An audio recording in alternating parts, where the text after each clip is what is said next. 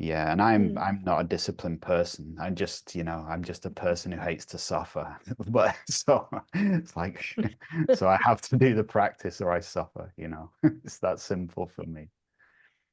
Just further Mm. on what Nina shared as well around physical pain. So it's not been mine has been psychological pain in my life, depression, panic attacks, these kind of things have been my teachers. But then what I noticed those times where I have been, see you soon, Trisha. Yeah, lovely to see you. So the times I have had physical pain, what I notice is there's usually an invitation to be with it in a certain way. In other words, if I'm pissed off that I'm in pain, that creates tension, which creates more pain. And if I don't want the pain too much, that seems to add to the pain. But somehow there's this, what I was speaking about, the observer consciousness, there's a kind of a state of being which allows me to be with certain types of pain.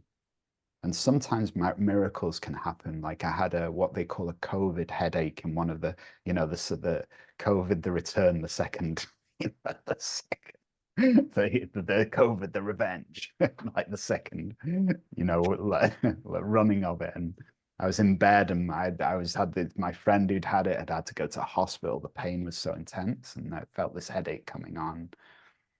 And so I just prayed, okay, how do I meet this? And so I laid in the most deepest relaxed version I could of my being.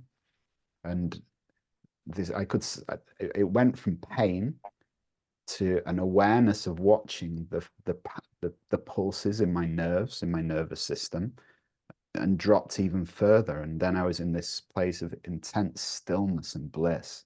And I was watching the the the energy running through my nerves, but I was in a state of just absolute bliss.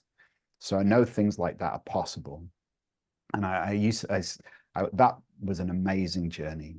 I said to my friends afterwards, I miss my COVID. I felt so amazing. I felt so alive when I had to surrender, when I had to drop deep, or whatever it was.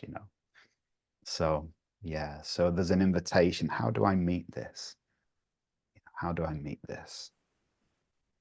My I, psychological pain um, was so bad once, Nina, that I I was thinking about putting myself in hospital because I was having a psychosis in relation to an allergic reaction to a medication I was on to take tooth pain away.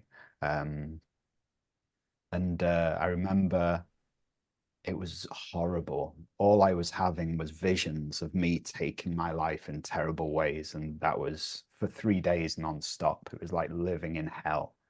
And eventually I decided to drive to the ocean because I knew I needed to get into out my flat. I was quite worried about, I was watching this happen inside of me.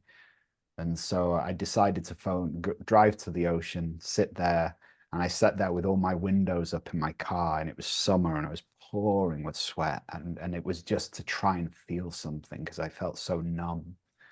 And anyway, so I just thought I'll phone 111 and just see what they say. And of course, they said go straight to A&E, just book yourself in, which I did. And anyway, long story short, they said come off the medication immediately, so we could stay in A&E till you feel okay. And the medication faded away, and I started to feel okay after a few hours. And I asked God, where were you when in that hell? Where were you? And the voice said, who do you think told you to phone 111? And so sometimes that voice is very faint, but it's still there, guiding us, guiding us. Just take this next step, just do this next thing. So even when we're in a lot of pain, we can still sometimes listen deeply for that guidance system. So